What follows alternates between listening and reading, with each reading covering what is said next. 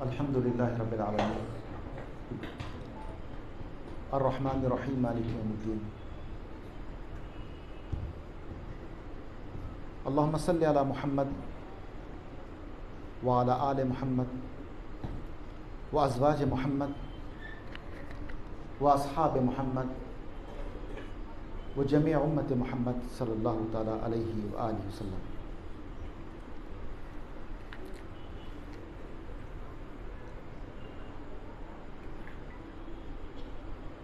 हज़रतुल अल्लामा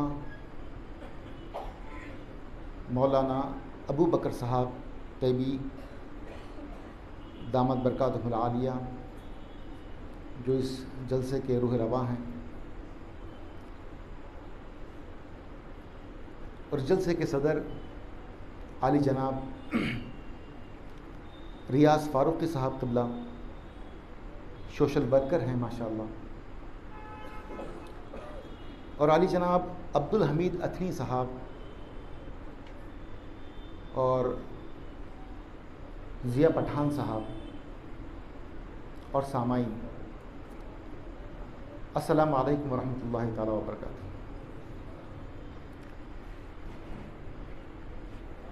आज का जो जलसा है वो जंगे आज़ादी में मुसलमानों का किरदार, यानी मुसलमान इस जंग आज़ादी में कितना हिस्सा लिया और ये आज़ादी का जो कॉन्सेप्ट है हिंदुस्तानियों को किसने दिया, मैं इंशाअल्लाह रज़ीज़ चंद इशारों में अपनी बात ख़त्म करूँगा। और एक बात याद रखें कि अल्लाह का लाख लाख शुक्र एहसान है, उसका बड़ा फ़ज़ल है कि अल्लाह तबारक व तआला ने हमें इस बाबरकत महफिल में जमा होने की तौफ़ीक़ इनायत फरमाई। दोस्तों याद रखो, आज हम जिस वतन हिंदुस्तान में रह रहे हैं हमें इसकी कदर व मंजिलत मालूम नहीं है। वो इसलिए मालूम नहीं है क्योंकि हमने अपने असलाफ को नहीं पढ़ा है। हमारे असलाफ ने, हमारे बड़ों ने इस आज़ादी के लिए जो खिदमात अंजाम दी हैं, जो अपनी गर्दनों का नजराना, अपनी जानों का नजराना जो पेश किया है, हमें उसकी कोई कदर कीमत मालूम नहीं है। अब जब कभी भी कोई शख्स किसी मुसलमान से सवाल करता है तो मुसलमान सिसक के रह जाता है और उसके पास कोई जवाब नहीं होता क्योंकि उसे इल्म ही नहीं है कि मुसलमानों ने क्या किया है। अज़ान मोहतरम, मुसलमानों ने जितनी कुर्बानी दी है ना, किसी और तबके में नहीं दी है। अब मसला ये हो गया कि झूठ का बाजार गर्म है। लोगों ने इतना झूठ बोला, इतना झूठ बोला, इतना झूठ बोला कि वो लोग जो इस मुल्क के गद्दार थे, जिन्होंने इन शोहदा की वफादारियों को चंद सिक्कों में बेच डाला, आज वो लोग इस मुल्क के वफादार कहला रहे हैं। इसमें गलती हमारी है, याद रखो, क्योंकि हमने अपने असलाफ को याद नहीं रखा। अज़ान मोहतरम, हमारी जो दास्तान है ना वो अजीब व गरीब है। जंग आज़ादी में मुसलमानों का किरदार ये सिर्फ एक छोटा सा किरदार नहीं है, याद रखो। अलीफ से लेकर वल्लाम तक सिर्फ आपको मुसलमान ही मुसलमान नजर आएंगे। अब मसला यह हो गया कि एक खास फिरके के ऊपर फोकस करके उन्हें बड़ा चढ़ाकर यह बताया जा रहा है कि बस जंग आज़ादी का जो मामला था, जो 1857 का जो मामला था, ये सिर्फ और सिर्फ एक फिरके ने किया है, मुसलमानों ने कुछ नहीं किया। अब ये देखिए, अब ये मुसलमानों की बख्ती नहीं तो और क्या कहा जाए। माशाल्लाह, अल्हम्दुलिल्लाह, मैं मौलाना अबू बकर साहब तैबी ये वाकई में ये तारीफ़ के काबिल हैं, जिन्होंने इतना बड़ा कदम उठाया। इन्होंने मकाला तैयार किया और ये मकाला, याद रखो दोस्तों, ये मकाला गैरों में छपवाने के वास्ते आपने ये तैयार नहीं किया है, बल्कि हमारी जो नस्ल है, हमारी नस्ल को ये बताना जरूरी है कि हम मुसलमानों ने इस मुल्क के लिए क्या दिया है। अज़ान मोहतरम, अगर आप हमारी दास्तान सुनेंगे तो दंग रह जाएंगे। ये सिर्फ 1857 की बात नहीं है। सबसे पहले जंग की जो तहरीक जो चली, जंग आज़ादी की जो तहरीक चली, वो जनाब नवाब सिराजुद्दौला ने शुरू की। फिर उसके बाद एक मशहूर नाम आता है जनाब हजरत टीपू सुल्तान रहमतुल्लाहि तआला अलैह का। ये दूसरी काविश थी, दूसरी जंग आज़ादी थी। और तीसरा जो नाम आता है शाह वलीउल्लाह मुहद्दिस दहलवी रहमतुल्लाहि तआला अलैह और उनके ख़ानदान वालों ने शुरू किया। जब आपने शुरू किया तो आपने बहुत से राजाओं को दावत दी कि आओ हमारे साथ मिलकर काम करें। एक बात याद रखो दोस्तों, मुल्क के हक में, इस्लामी शियार के बचाव के हक में, इन हिंदुस्तानियों को झंझोड़ने में जो सबसे पहले जिहाद का पीसी ने अलम बुलंद किया है वो शाह मुहद्दिस दहलवी रहमतुल्लाहि तआला के खानदान वालों ने बुलंद किया है।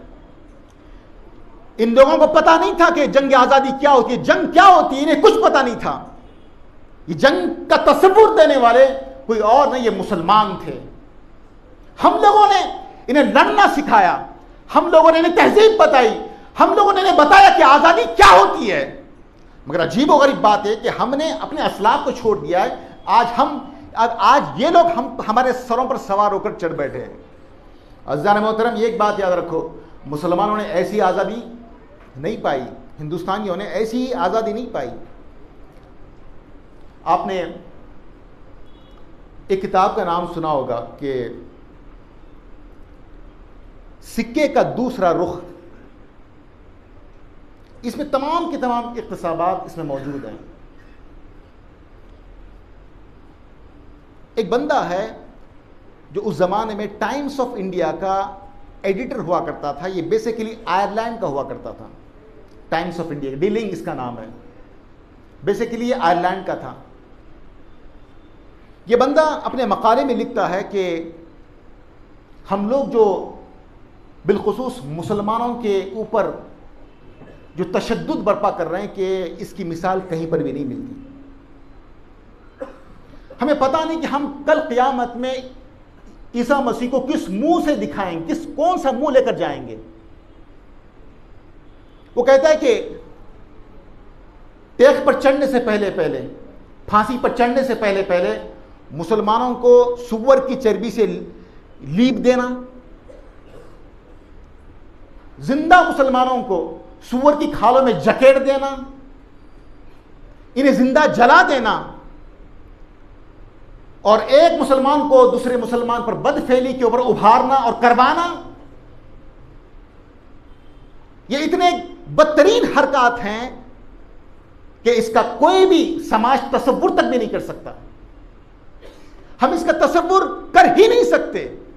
यहां तक कि अगर हम यूरोपियन कल्चर में भी ये सोचें तो ये बिल्कुल नादिर है, हम ऐसा कर ही नहीं सकते। अज़ीज़ान मोहतरम, याद रखो, मुसलमानों ने अपने जानी दे हैं इस वतन के लिए। यहां तक कि अगर आप अहमद शहीद को पढ़ लें, जो सबसे पहले जिहाद का आलम बुलंद करने वाले, वो अहमद शहीद की ज़ात है।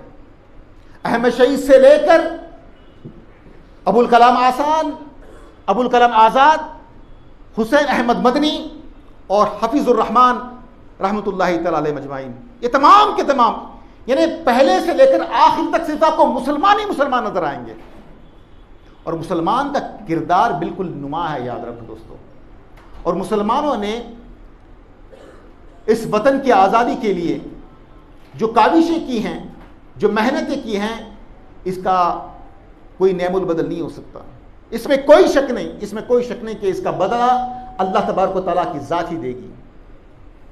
मगर जो हमारे इस देश के, इस मुल्क के कुछ लोग हैं जो मुसलमानों के खिलाफ प्रोपेगेंडा करते हैं, जो हमेशा मुसलमान उनके गले की हड्डी बना हुआ है। मैं एक बंदे की बात बताता हूं आपको। मैं 1957 में एक शख्स गुजरा है जिसको नाम अजीमुल्लाह खां कहा जाता है। यानी ये सबसे पहले जंग आज़ादी का तसव्वुर देने वाले हैं। ये कौन कह रहा है पता है आपको? ये कोई और नहीं कह रहा है कि इस अंग्रेजों का द मोस्ट ओबीडियंट सर्वेंट सारवारकर अपनी किताब में लिखता है, सारवारकर अपनी किताब में लिखता है किसके बारे में? जनाब हफीजुल्लाह खान रहमतुल्लाहि तआला अलैह के ताल्लुक से। वो लिखता है कि सबसे पहले जंग आज़ादी के तसव्वुर से मुतासिर होकर अगर इस कौम को किसी ने जंग आज़ादी का तसव्वुर दिया है तो वो अज़ीमुल्लाह खां की ज़ात है। इनका नाम आज़ादी की तारीख में रोशन व नुमाया है। ये मैं नहीं कह रहा, ये सारवारकर कह रहा है। यानी बगावत को मुनज़्ज़म करने और मुकम्मल करने वाली बहुत सी स्कीमों में अज़ीमुल्लाह खां रहमतुल्लाहि तआला अलैह का किरदार नुमाया तौर पर नजर आता है। अज़ान मोहतरम, याद रखो, हमने बहुत सारी कुर्बानियां दी हैं, बहुत सारी कुर्बानियां दी हैं, मगर मसला यह है कि हमें राम प्रसाद बिस्मिल के बारे में तो सुनाया जाता है, मगर अशफाकुल्लाह के बारे में नहीं कुछ बताया जाता। हमें झांसी की रानी के ताल्लुक से बताया जाता है, मगर बेगम हजरत जहां के बारे में कभी कोई बात नहीं होती। मुसलमानों ने हिंदुस्तान को इतना दिया है, इतना दिया है, हम उसका तसव्वुर भी नहीं कर सकते। अज़ीज़ान मोहतरम, इसी के साथ साथ जंग आज़ादी में एक नुमाया नाम है जिसको जनरल बख्त खां कहा जाता है। ये बरेलवी में इन्होंने बाज़ाब्ता जंग आज़ादी का परचम बुलंद किया और मुर्दार लोगों में जिहाद की रूह फूकी। अपने वतन पे मर मिटना किसे कहते हैं ये सिखाया इन्होंने।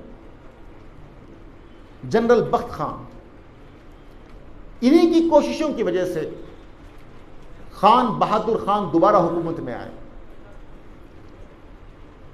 और ये इनके पास लड़ाई का इतना बेहतरीन मादा था कि इनका कोई मिसल नहीं था।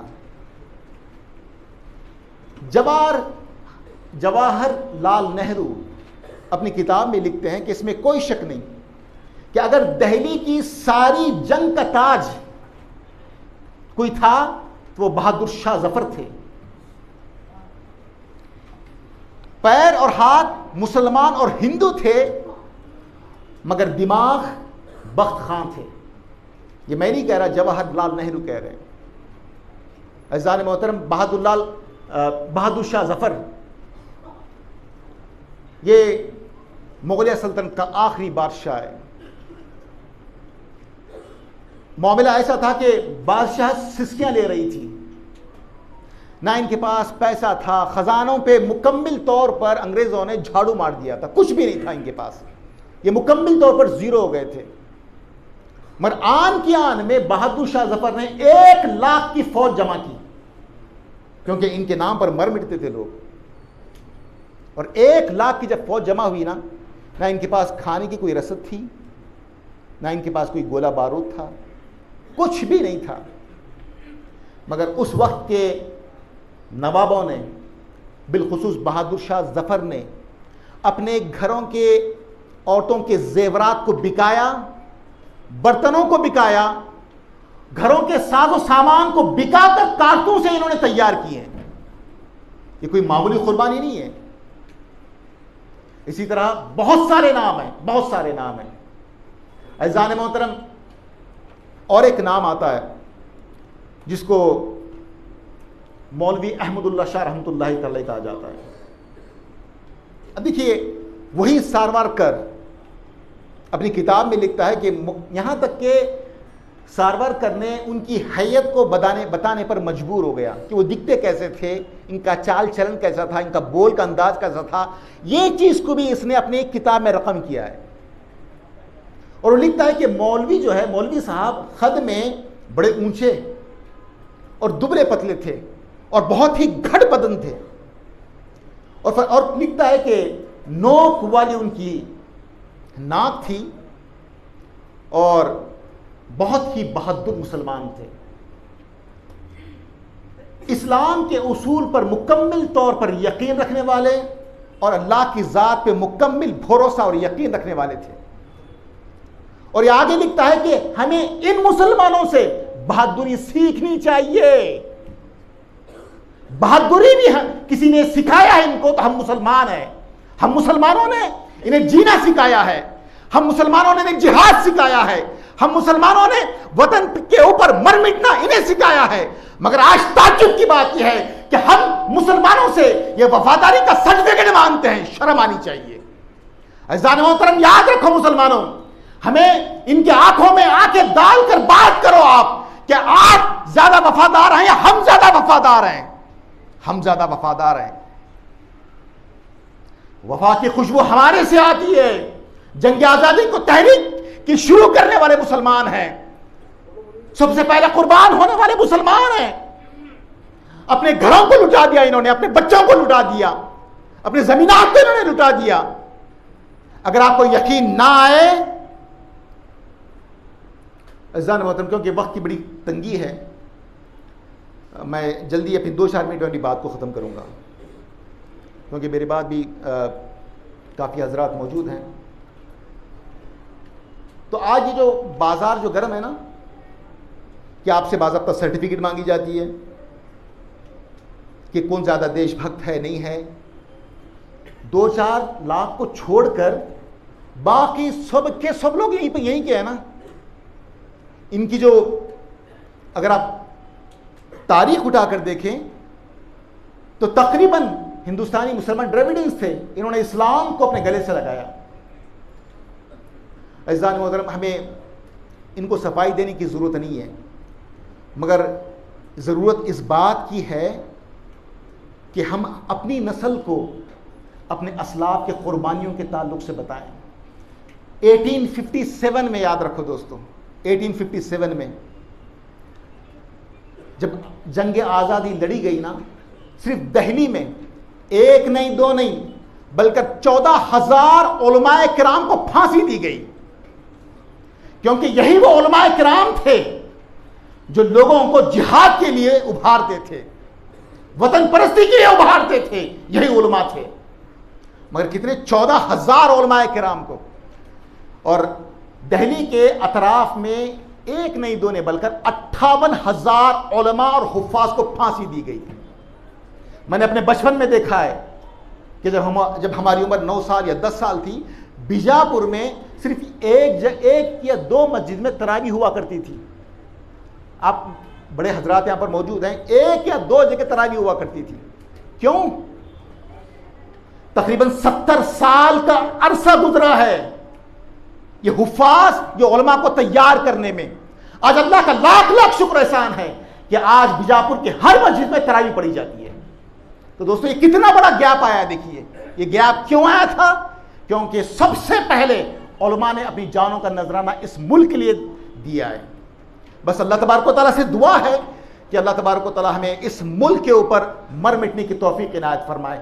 मगर देखो, याद रखो दोस्तों, अगर हमें वाकई में वतन से मोहब्बत है तो इसके तकाजे भी होते हैं। वतन तकाजा करता है कि तुम्हारे अंदर हुसैनियत आ जाए, तुम जुल्म के खिलाफ उठ खड़े हो, जुल्म के खिलाफ अपने परचम को, हुसैनियत के परचम को बुलंद करो। ये हर एक शख्स की जिम्मेदारी है।